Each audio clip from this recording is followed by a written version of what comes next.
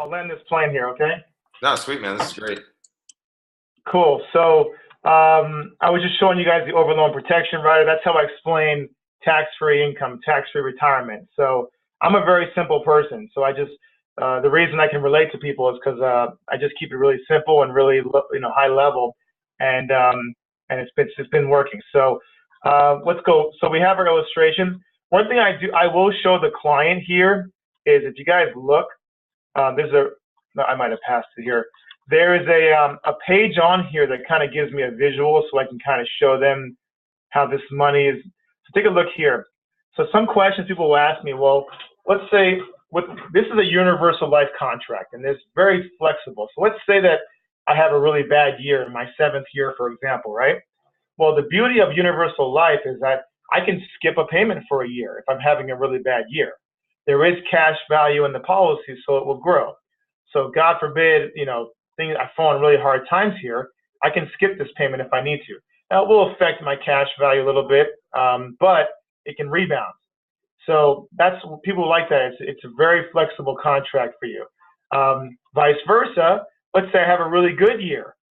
So because we're running this at the minimum non-MEC death benefit, the most that you can put into this above 12,000, you guys see here, is $359.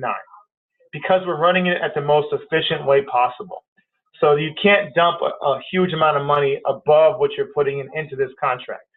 So that's one thing I show people, but I also show them that the agent commission is you get paid a percentage of $4,300. So again, we're not doing this. Normally, if you ran this the way that most people run it, the agent would get about almost $12,000 commission on this case. So I don't mind sharing that with the client because I want them to know that I'm doing everything in my power to make sure that we get as much money as into this policy to turbocharge it for their retirement income. You can use this, you can not use it. I'm just showing you kind of what I do here. I like that. Because that's true. It's very true. I was the guy getting the $12,000 paychecks before. Believe me, we all know what it is, but yeah. If this was your family member, you shouldn't do it that way. It's just not the most efficient way to do it, and that's why I told you, Scott. I've been doing this for 7 years now. I think I sold 1 IUL case personally, and since this has come out 2 weeks now, I sold 5 personal IUL cases because I just know that in my heart of hearts, I'm doing this exactly the way it's supposed to be done. There's no doubt for me. And I think that I'll make a lot more money in the long run because I'm doing this right than I would doing it the wrong way. Right. So that's the illustration. You guys, you can pull it up very quickly here. Let's go back to here. Just so you guys know, this is not available yet. Do you have any other questions about the IUL? I know there's probably more questions, but. No, just appreciate any other visuals you have. I just like to sort through. I mean, I download all the different carriers' marketing materials, but anything that's specific to how you guys explain, index, tax-free, whatever, that's all helpful for us just to kind of add to our arsenal. What I'm going to try to do here is I'm going to try to just put a lot of the things I'm saying down on paper and just keep it really simple. So let me try to do that. It's something that should happen regardless because I feel like the way that I explain it is just people just get it and it's really simple. So let me see if I can put some of these things on paper for you guys, okay? Just like I've done with the cash accumulation and the distributions, Yeah. Okay, cool. Perfect. So we literally, when I say we just added this, I can't even see it right now. It was working in demo mode yesterday, but let me just explain it to you. So we're launching we're launching Life with Long-Term Care Rider with John Hancock. And how this is going to look is it's going to be back to our term with the death benefit, right? So it will start at $1 million. It's going to have a single pay, 5 pay, 10 pay, and then a full pay. So you can pay it all years, right? But here's the catch. Your monthly long-term benefit amount is going to be right here. So as you change your slider, it'll just change how much you can get maximum on a monthly long-term care benefit. Does that make sense? And that's thrown on top of any IUL you get, or it's a different policy? No. It's going to be totally separate. So it'll be, you click on this bottom one here, and now we're switching from accumulation to protection and long-term care. So it'll show it. So here it will show $1 million instead of $1,000 premium. It'll show $1 million. Then you'll have like a single pay, 5 pay, 10 pay, and then a full pay.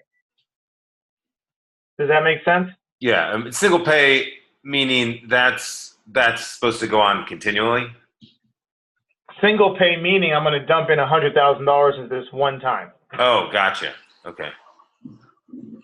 Make sense? Yeah. Interesting.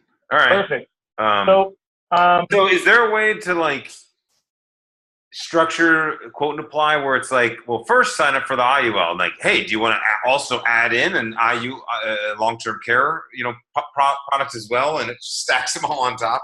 I'm just wondering, as opposed to people having to go through the whole process individually each time, if they wanted to have a combination of the products.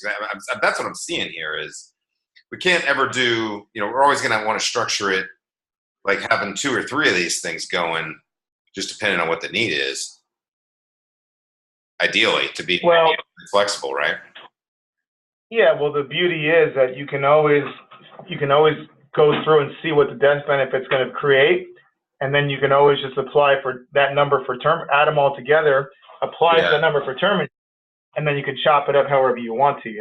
Sure. Okay. But yeah, no, I get where you're coming from. This is going to be more and more and more of a seamless process, and again, feedback. You're great at feedback, so I really appreciate that. Everything you're saying, we're going to listen to, and we're going to do our best to put it into action. So, right. If you take a look here, so let's say I wanted to go with this $1,000 a month, right? Let me explain one more thing to you guys. This is a real case I'm working on right now. I had a husband and wife, right? They're good friends of mine. I think I told you Scott as well, but so. Husband and wife, they both have a base salary plus a commission. They agreed that they can do $10,000 a year into this plan. So they're doing $833 a month, right? Right. One of their questions was, we really want to be able to put more money into this here. So what I did was, normally I explained to them minimum non-MEC and how we're doing this to the lowest cost of insurance charges, and we're going to have the lowest agent commission. So, but they really want to be able to put more money in. So what we decided to do was we're going to split that 833 in half. One of the policies we're going to run at a minimum non-MEC. The other policy we're going to run at target. And they understand, they completely understand. But if they get an extra $20,000 one year, because we're doing it that way, we can dump in almost $20,000 into that other policy if we wanted to. Right. So that's a real life situation of, how can we do this efficiently? And then I don't mind getting a more commission if this is what they want. We're doing exactly what they've asked for. They understand the commission will go up. They understand the cost of insurance will go up, but they're really one person. So that gives them flexibility to kind of have your cake and eat it too, Right. No, for sure. Okay. That's a real situation of how you could structure this thing with a husband and a wife. Okay, cool. Last thing real quick. Can you show me how you use that next screen? Talking through the graphs and stuff. Yeah. It's pretty perfect. simple. So I hit the next one here. And if I want to, I can kind of go here and I can go, year by year by year. And it's just going to adjust my premiums, my death benefit, my surrender value. Mm-hmm. So I can just kind of scroll through here and show the numbers around. And this is projecting only a 6% return. Correct. Okay, cool. For us, we'd much rather go with the conservative approach. Yeah. Now, you guys will all know here that that illustration is really just a snapshot in time, right? Right.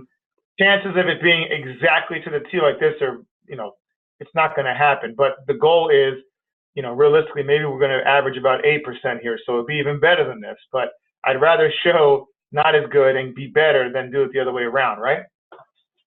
Yes, sir. So, so I go through these numbers, these guys, and I always tell people when you're getting them to do an application and this sale has 2 parts to it. The first part is getting them to say, this makes sense, let's do this. And when I tell people, you're not saying that you're going to do this on the spot here. All you're saying yes to is, I'm going to agree to do the application, and I'm also agreeing to do an exam. because these numbers, could potentially your offer could change, based on whatever you put in. The one thing I want to mention to you guys that's really important here is that with term insurance, if I quote a preferred best, right, and then I come back and I get a standard, it becomes really hard to sell that because my price is 4 times the amount now, right? Yeah. One of the real beauty of cash value life insurance, IUL, is you've already decided how much money you want to spend, right? Yeah. So your cost is not going to change. So if I go from a preferred best to a standard, my cost is not going to change at all. I've already deciphered what I want, right? Yeah, it just changes the death benefit. The only thing that will really change is your cash value. So instead of having 104,000 in 20 years, I might have 100,000, just for example, right? Yeah. So it's not the end of the world like it is when you do a term policy and you go from preferred best to standard, and now your pricing is $300 more. So Gotcha. It's much easier to pivot with this, with a health class change than it is with term insurance. Okay. Cool, man. Hey, so sorry, I got to run. But dude, this is very helpful. We're going to scour this video. I recorded it all, and yeah, perfect. Man. And then the application, I don't know if you guys, Don, seen the application yet or no? Yeah. We've just kind of been running people through it. Yes, I have. I actually ran through it, but it was the day that the quote and apply wasn't working. Yeah. Oh, perfect. Well, I don't know if you want, I can do this in 2 minutes, Scott, if you want. I can run through this if you want to see it real quick. Sure, go ahead. Okay, so I know time is money here. So the beauty of what we're doing here is that I can just go right into the application now and start filling it out. So as you guys know, when I get past this first page here, if someone clicks on your link with or without your knowledge, you want to know about it, right? If someone started an application, right? Yeah. So you want to know about it. So you're going to get an email right now, and I'll show it to you very quickly here since we're all visual people here. This is the email that you get as the agent as well as the client gets, letting you know that an application has been started. Right. So you'll get that confirmation. So you have to be in. Okay, so then I put in the first part of my address in here, and you'll see all the information just auto-populates. I'll just put in some quick company information. We'll do sales. We'll say 10 years. I put in my company address. I find it. Again, I click on it. It auto-populates. At any given time throughout this entire application, you have the feature of saving this.